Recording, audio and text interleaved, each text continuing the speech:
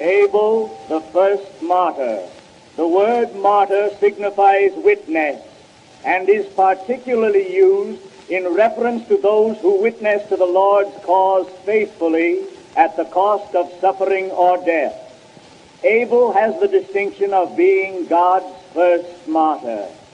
It is very remarkable that nearly all the martyrs have suffered at the hands of brethren. Thus, Jesus and the apostles received their persecution chiefly from Jewish brethren, sharers of the same blessed hopes and promises. How strange that it should be thus. Similarly, during this gospel age, Christians have suffered martyrdom at the hands of fellow Christians. Thus the Scriptures foretold, saying, "Your brethren that hated you and that cast you out said, The Lord be glorified. But he shall appear to your joy, and they shall be ashamed."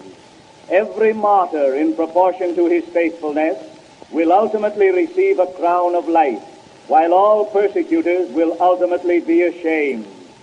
The reign of sin and death continued for 4,000 years before God sent his Son into the world to be its Redeemer and Deliverer. The Redeemer will set it free from bondage to sin and death, but he could not do so unless first he paid the death penalty, dying, the just for the unjust. During those 4,000 years, vague promises were given from time to time, but no start was made to fulfill them until Jesus appeared. Even those vague promises were confined to the Jewish nation. Outside nations, the Gentiles, received no promises of relationship to God. They were condemned sinners, and no hopes were held out to them. As St. Paul says, they were without hope, being aliens from the commonwealth of Israel, and strangers from the covenants of promise, having no hope, and without God in the world. For 6,000 years, according to St. Paul, we have had a reign of sin and death. Christians are still praying for the blessed day of Messiah, for Satan's binding.